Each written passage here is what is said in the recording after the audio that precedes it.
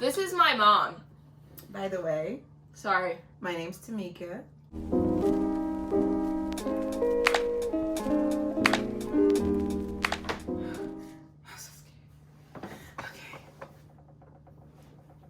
Hi guys, welcome back to my little corner here on YouTube. Today we are going to be talking about my high school experience, a thing that I've been pushing for a long time, so I just haven't been wanting to talk about it, but today my mom really encouraged me.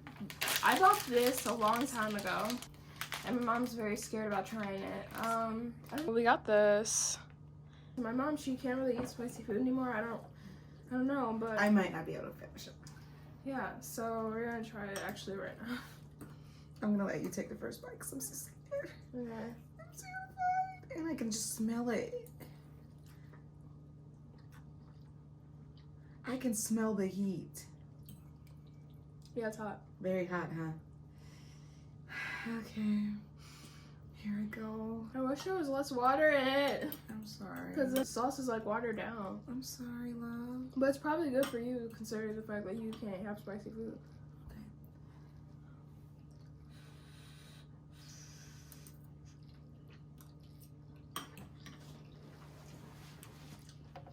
You hear a rattling noise? Yeah. It's coming from the lemonade, love. I mean, I want to begin on middle school, but that's going to take a while. I can't really remember middle school that well. I can just remember the pain. So I'm basically just going to be talking about high school. Well, I remember one incident in middle school. Okay, then you do that. So I remember getting a call from the school saying that I needed to bring pants up to the school for Camry. Because they were in gym class, and you know, I guess you have to change out of your clothes and get into your gym clothes and things. Well, Camry wore white pants that day, and they were so damn cute. Put it this way, Camry was always the best dressed kid in school, period. And anyways, what happened was some girls that didn't like her put her pants in the toilet. I vividly remember that. Yeah, they threw your pants in the toilet, and I was going off, and I was like, well, you know, what are y'all gonna do about it? Are these kids finna get punished? What the heck is going on? Y'all just gonna let kids throw people's pants in the toilet, And they were letting me know that it was gonna be handled. The girls were already suspended and this and that. High school was just basically really trying to find friends because I've never had them, and just people, specifically African Americans, did not like me at all, and they would ask me a bunch of questions. For instance, one question I wrote down. Okay, so I'm not in the bestest mood right now, only because our camera died, so we're back. I finished all of my food.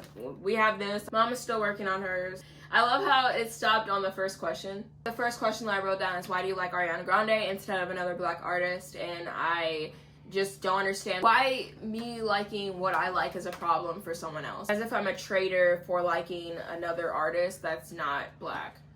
It's not that I chose her because of her color, it's just I chose her because her mannerisms, her fashion styles. She is just a bubbly, nice person, and I'm bubbly as well, and I try to be as positive as possible. I feel a connection. I love her music. Yeah. I love everything. It's just, she's amazing. Yeah. Can you see the red? Oh, yeah. Okay. So, I'm not sure why me liking Ariana Grande is me being a traitor, because she's not black. Why does an artist that I like have to be black in order for me not to be considered a traitor to you? Ridiculous. That's just who you like, and you like what you like. I mean, exactly. It is what it is. Me, to tell you the truth, I'm stuck on 90s music, and 80s, I don't even really mess with none of the new music today. I do like 90s music too. Whenever my mom's cleaning or doing anything to get up in the morning, she plays 90s music, and I enjoy that music. And the old school stuff, boo. Yeah, but I mean, my idol is still Ariana Grande. Yeah. Or when they try to come for me for what I'm attracted to. So we have recorded this for the third time, so I'm kind of annoyed with repeating things. Cutting off because of my lack of storage. My preference is Asian men, so it's annoying when people try to judge me for that. You like Asian? Yeah, or like they say something like that, or they like talk about the stereotypes. It's just, it's really annoying. It's like, you talk to me about your preferences in men, so now it's my turn. That's usually what they say. Now I'm telling you, and you have a problem with that. And I'm not trying to come for black people. It's just like, that's how they act towards me. I'm in this group chat right now with a bunch of African American people, and whenever I tell them my preference or remind them of my preference when they're talking about theirs, that's exactly what they say. Especially this. It's just very irritating to me because, like, first of all, if you love the person, why does the side... Okay. Yeah. But basically, my mother is a traitor. Yeah, so, and I like it. I don't have a problem with that. My dad is white. Yeah.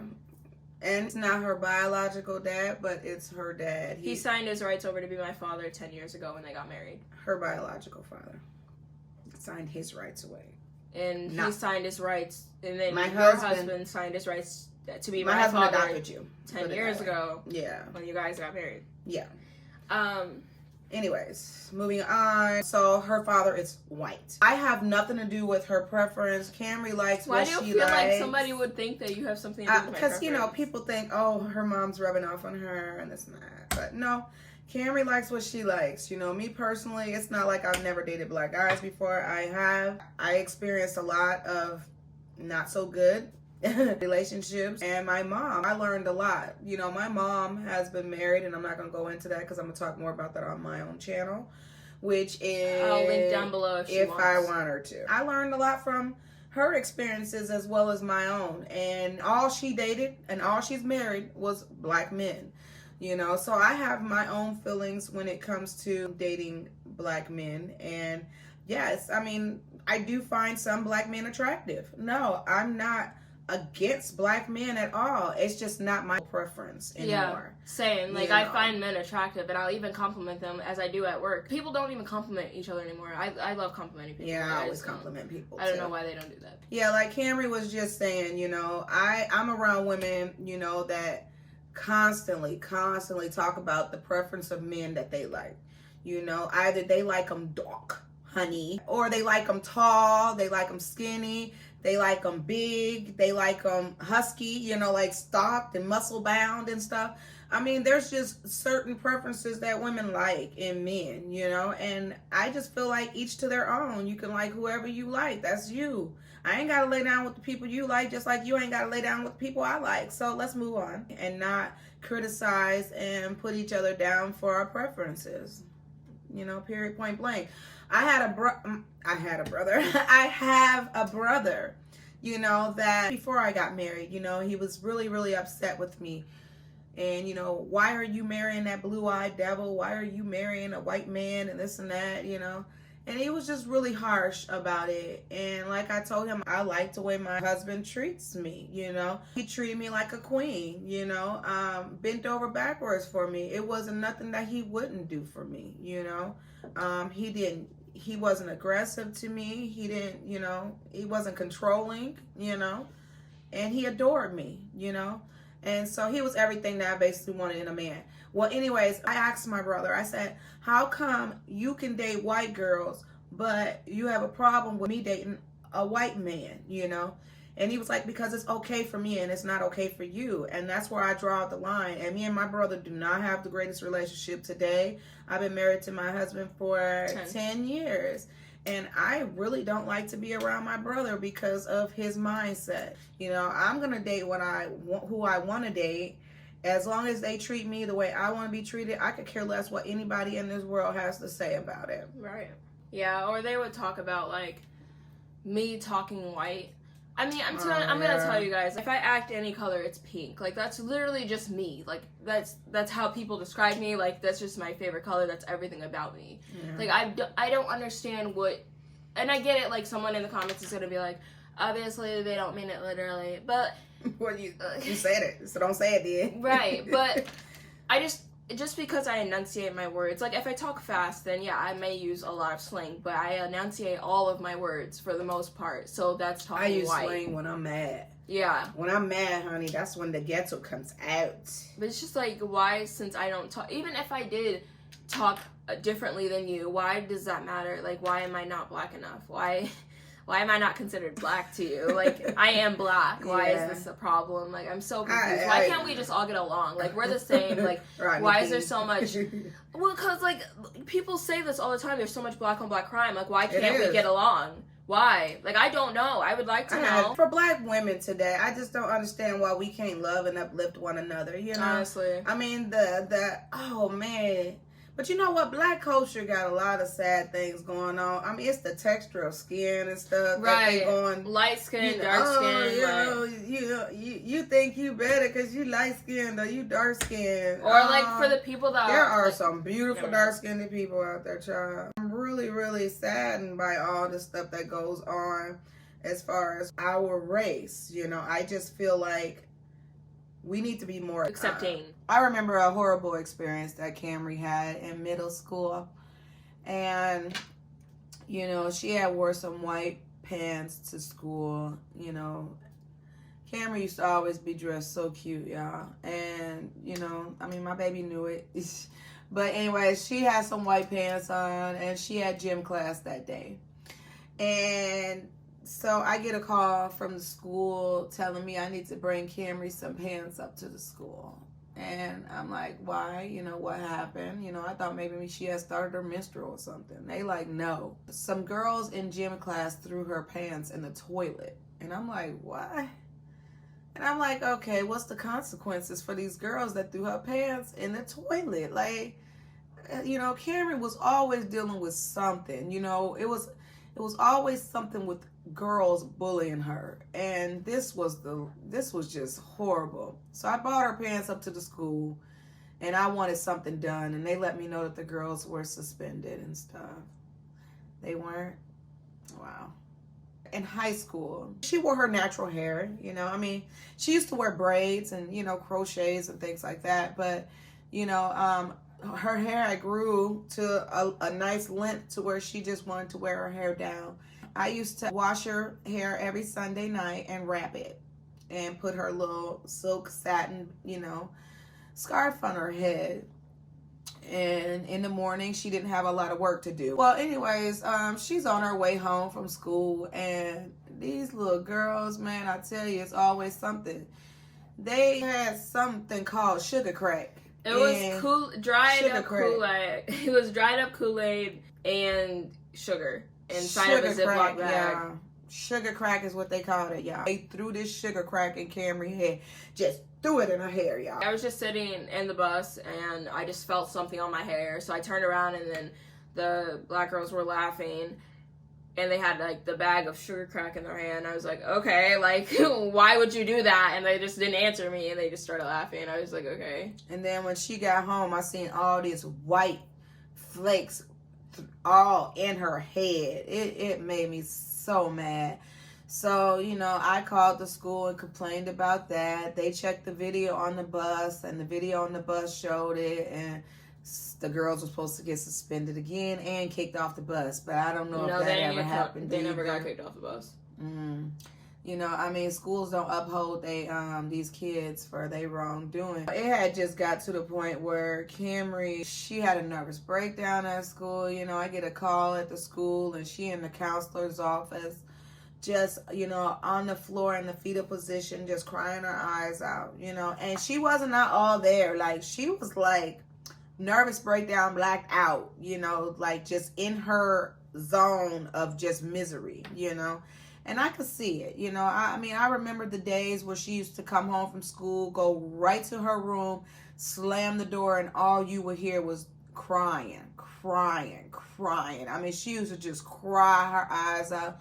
I remember one time my husband, you know, we were just sitting here listening to her cry, and he went downstairs and he just held her and rocked with her and held her and rocked with her, you know, because she was just so hurt. And we used to just talk about, you know, we just didn't know what to do for her. We didn't know what we can do. Me, all I was thinking about was getting my fight clothes on, honey. I was ready to fight kids, they mamas. I didn't care, you know. I mean, because I come from an era, honey, that we don't talk. We just throw them hands, you know. And I was never a talker, honey.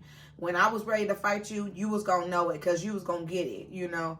I don't like bullies, you know. I got bullied a lot when I was in school, you know. And And I had 2 older brothers, so I learned to fight back, you know. But Camry, she just was never a fighter, you know. And the girls knew it. They knew that Camry wasn't a fighter. But the sad thing about these girls is they never threw a lick at her.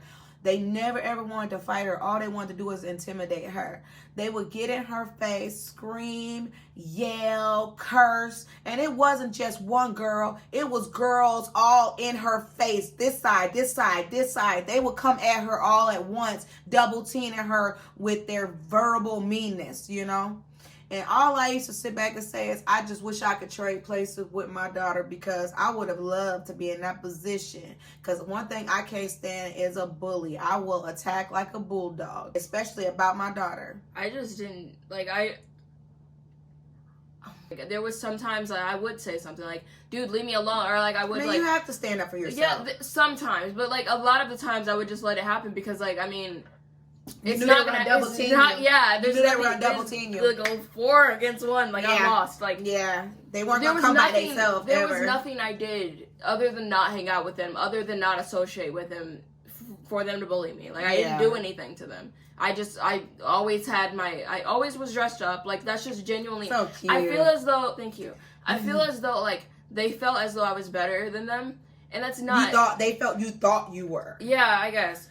Yeah, that's what I meant. But you just always wanted to be a friend. I always just dressed up because that gives me confidence. Like, clothes give me confidence. Heels and skirts. I wear a lot of heels. I wear a lot of skirts, especially, like, that's why I love summer so much, because winter sucks. But I just, like, why are you, like, they feel like, I can't speak. They feel as though, like. You know what? I just want to say that to me, I feel like they could have been picking on her because her mom is black and married to a white man. But then I have to sit back and think about, okay, well, there was a lot of black kids that were adopted by full white families. You know, white mom, white dad, you know. They didn't pick on those kids, those black girls. You know, I mean, why was she the target? I didn't get that at all. I really didn't. You know, she had this, are you? Yeah, I'm good. I'm just, the memories. Coming back. Yeah, it was this time when, like I talked about the nervous breakdown Camry had at school, you know, and then, you know, probably like some days later, you know, Camry had wrote a note, you know, to me and her dad, left it on the stairs, and she went downstairs, took pills, and went to sleep. So, you know, at night I get up when the family's sleeping, and I like to go around my house and make sure all my lights are turned off, make sure all my doors are locked and things like that, because I just like, you know, my family don't care about stuff like that, but I want my family to be safe. Even though we do live in a pretty decent area, you know, neighborhood and stuff, I grew up in the hood, so honey, we lock doors. So I saw this note on the stairs, and, you know, and I read it, and then I took it to her dad, and I'm just like, Camry took pills. Camry took pills, and he's like, oh, you better go check on her. And then we both went downstairs, and we, you know, I was shaking her, and then she finally woke up, and I'm like, what did you take? What did you take, you know? She went off to school that day. I called her therapist, because Camry has been seeing a therapist since she was in middle school, you know, because she had started having depression. She was dealing with a lot of issues in her life, and I'll let her discuss those on her own terms. When it comes to her father, the bullying, and your biological father. So she was just dealing with a lot. It was of school. Stuff. It was getting used to a new father, getting rid of the old father. It was a lot of. It was so much stuff. It was a lot, and so we got her. We had her going to therapy. I had called her therapist that next day, and I'm like, you know, what do I do? You know, because I can't have her killing herself. You know, or I don't want to wake up and see my daughter dead, you know. So she was just telling us that we need to admit her, have her admit it, and so she can go through, you know, psychiatric evaluation and things like that, testing. So we got her from school that day, her dad and I, and we took her straight to the hospital. And I mean, the thing is that Camry really didn't care if she lived at that point. She even told the hospital that they asked her, did she want to live, or did she want to harm herself, and she was like, yeah, I don't want to live, and they're just looking like everybody's just like mind bottled, and just mouth just open, dropped, just because she was so blunt about it. Like, most people, when you take them to a hospital, they know they're going to get admitted if they admit that they don't want to live. And so I'm thinking that Camry's going to tell these people, oh yes, I want to live, just so she can go home. Camry did not care. She told the truth. I don't care. I don't want to live. So they admitted her, and Camry was in the hospital for about a week. Yep. Yeah, I don't know. I just genuinely felt as though, like, people would be happy if I was gone. It's not just, like, someone just, oh my god, like, yeah, I'm just saying that. Like, no, I genuinely, I love making people happy, and I genuinely just felt as though everyone hated me. I would be better off if no one had to deal with me being alive. Like, my presence was a burden to people, and I felt like I made no one happy, and I love making people happy, and if I make no one happy, then there's no point of me being around. Yeah. Like, I don't know. I just, like, I remember sad. This so much, and it's just a lot, but, I mean, just sad. I remember it so much, too. Tell them about your experiences. There was no one there that just really related to me. I just felt literally hopeless, and I felt like I was in a dark tunnel that I could not see light in. Like, I kept walking, running, I couldn't see light anywhere. I was hopeless. And other people, they were beyond that, or just in a different road completely. There was this one girl that, I was in a room alone, and this one girl just got admitted in, and she was my roomie. She was gone. Like, I mean mentally, like, she was gone. Like, people say that if you cut this way, then that's, you're just asking for attention. If you cut this way, that this is deadly. And, like, she had, like, a gushing, like, cut right there, and it's just, like, she was laughing about it. Like, I was asking her, is she okay? Like, what happened? She's like, she was laughing, just saying, like, she couldn't see her boyfriend that night, and this is, like, her 5th time this month being in there, so she's, like, used to everything, and I was just like, okay. Yeah.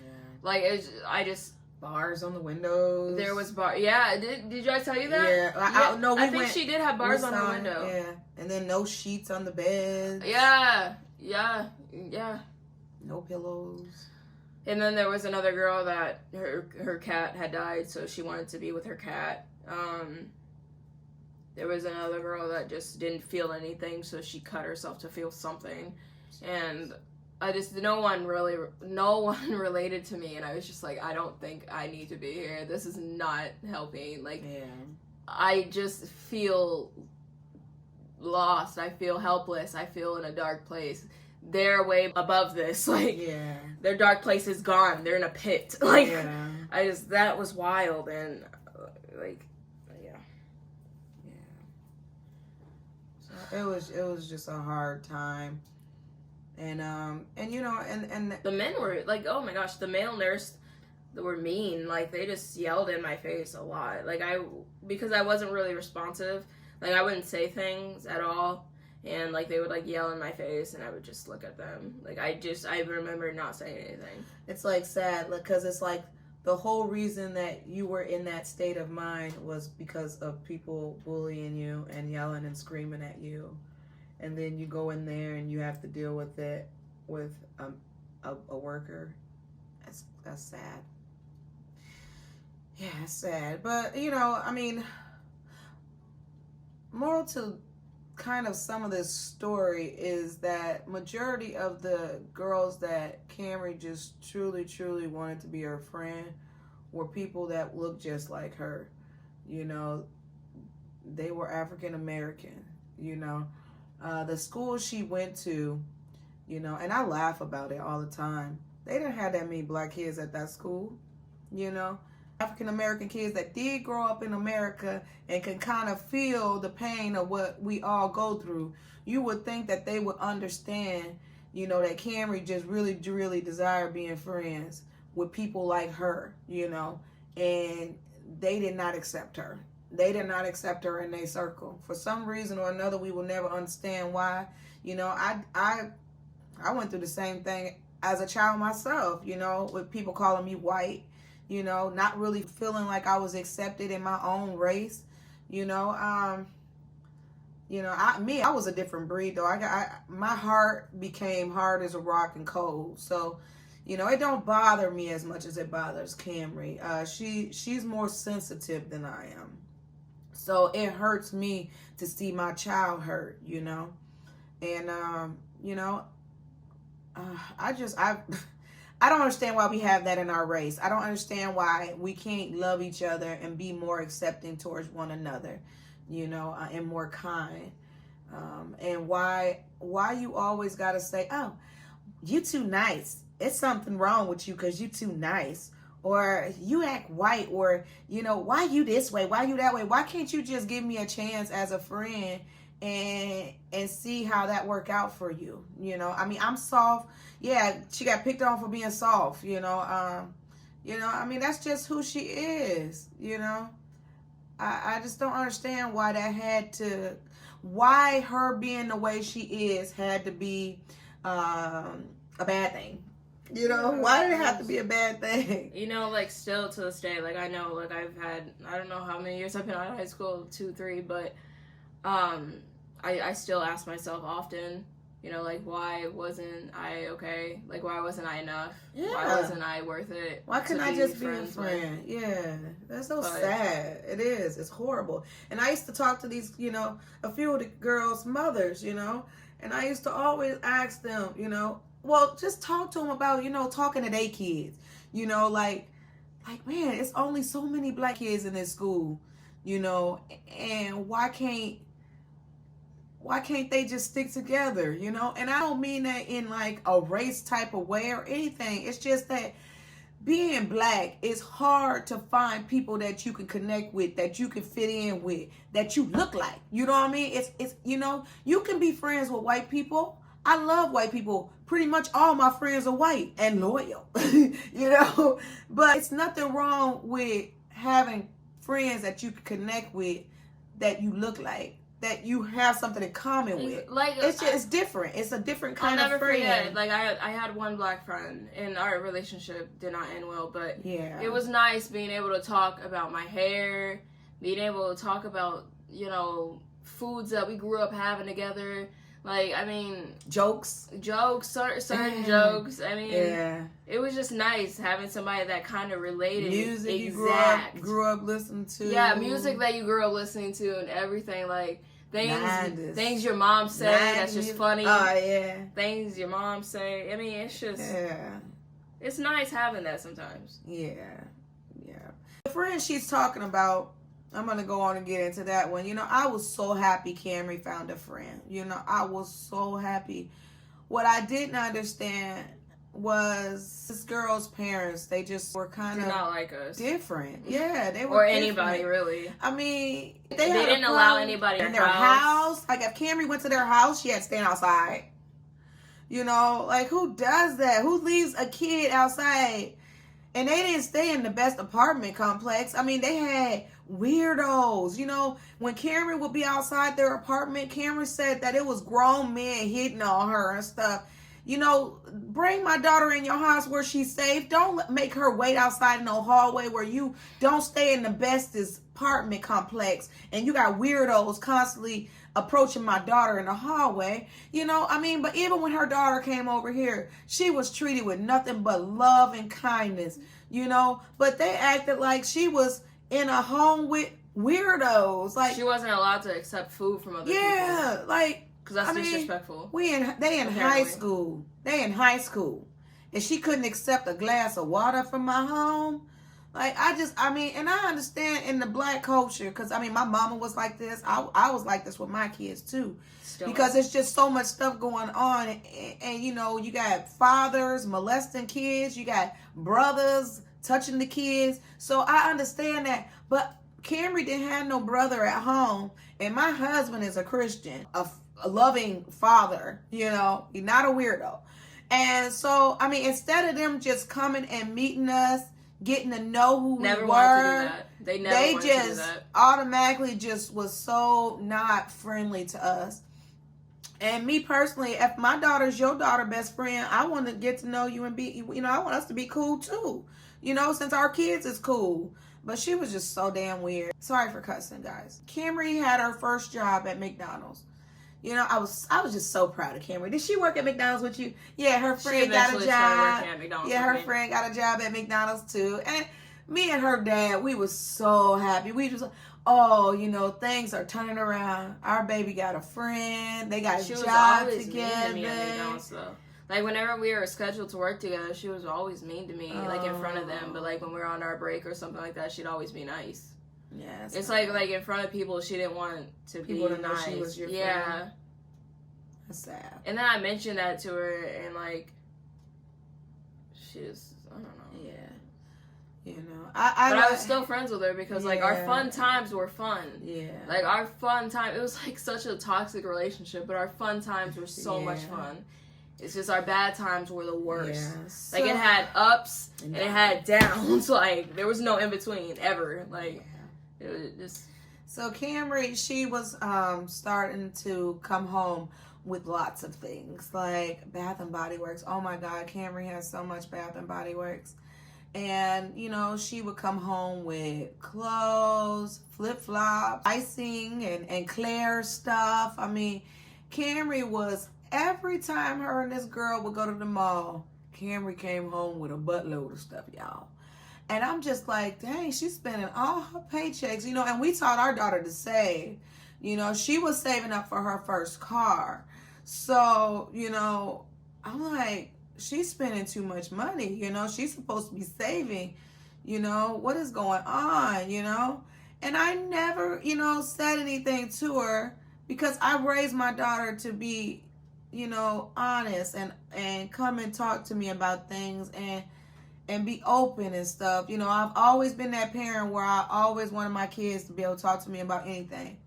So, and I'm not a parent that judges about, you know, their life, you know, and things like that, but I do want them to feel comfortable to talk to me. And so I was just like, you know, I never judged her about it. I just left it alone. And then I get a call one day that, somebody had to come pick her up from the icings because she got caught stealing in icings. And I am livid. I am livid, y'all, because I don't believe in stealing. I ain't never stole a thing in my life. I don't believe in stealing. If you can't afford it, you don't need it. We don't walk out of the store with things that don't belong to us. So, I mean, my heart was really, really broken because it's like you try to raise your kids to be so good. And I know this ain't my channel and I don't need to be talking all this holy stuff, but you raise your kids a certain way. And so I kind of feel like that was a slap in the face and she really let me down. Then she explained to me the whole story, you know, about how the first time it happened, you know, this friend of hers slid something in her bag. She said she let it happen and they walked out, you know, and it kept happening. But I'm not going to sit here and blame it all on her. Once you got the hang of it. Yeah, I mean, like, it wasn't all her. At first it was, yeah. But once you got the hang of it. Yeah.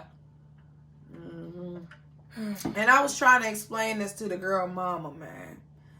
I was trying to explain to the girl mama. Y'all know this girl mama clueless, y'all. She was clueless. And I'm just trying to tell her, you know, that our kids were stealing. It wasn't just my daughter. It wasn't just her. It was both of them. They were stealing together. My daughter done told me the whole story. So I'm trying to fill this girl mama in. And this girl mama just clueless. You know, there's some parents that just believe that their kids are saints, you know, I guess. But the mama also said that she had a charge of theft from her past, you know, and that she had got it cleared up because she ended up being a nurse. So she had to get that past cleared up before she could even be a nurse, you know. So, I mean, I'm just like, you know, she's like, that's why I don't like my daughter hanging out with nobody but family members. And I'm like, well, that's fine. You know, I'm not trying to, you know, throw your daughter under the bus or, you know, I'm just trying to parent to parent. I'm just trying to give you some help. Parent to parent. You know, we need to know what our kids are doing. And I was just trying to give her the information. That's it. But she didn't want to take it from me. And my daughter wasn't allowed to hang out with her daughter no more. But my daughter and her daughter had also made another friend. But this friend and Camry, they were really, really close. But because Camry was no longer friends with this first girl, the second little friend decided she didn't want to be friends with Camry no more either. Because she wanted to be friends with the first girl more. So yeah, Camry ended up pretty much losing 2 friends. And then she went back into her depression. You know, so I mean, Camry has been through a lot. And she really has a lot to tell on her channel that she can help someone else that might be going through depression or that might be going through bullying. Like, it's not that I don't want to talk about certain things on my channel. I just literally do not remember anymore. She blocked it out. I don't remember. Like, you know, I blocked out a lot of trauma in my life too. So, I mean, but because her camera cut off, you guys didn't get to enjoy the noodles. They were really hot. I didn't finish mine. Camry finished hers. Because she likes hot and spicy food. The bullying was just a big deal, you know. Yeah. There was times when Camry used to eat her lunch in the bathroom. Yeah. She would tell me that they would pick on her in the cafeteria so bad that she would eat her lunch in the bathroom. And then you started eating it in the library because the library lady liked you. And so then Camry would just go to the library. Oh, no, it was a library man. Oh, the library man liked you? Mm-hmm. Yeah, so Camry used to just go. Is that the one that fixed your computer and stuff? Yeah. And so Camry would just go in the library and just eat her lunch. But it's so sad that you have to basically seclude yourself from other kids because they're bullies and you don't fit in, and it's just a horrible way to go through school. You know, that's why I started fighting back, I think, because I just got tired of being bullied. All right, guys, so that was all I had for this video. I basically was trying to make a mukbang, but that didn't really work out very well because my camera kept deciding to cutting off. Yeah. So, I hope that you guys enjoyed this video. I hope that you guys related to me in some type of way. I hope you guys enjoyed my mother. I don't know if I still mentioned that since it cut off, but this is my mother. But, yeah. So, yeah, I hope you guys related to me in any type of way. If you did, please leave a comment below and let me know. But, other than that, I hope you guys have a great day. And I hope you had a Happy New Year's. And, yeah. Merry Christmas, Happy New Year, all that good stuff. And it was nice meeting you guys. Bye. Have courage, be kind.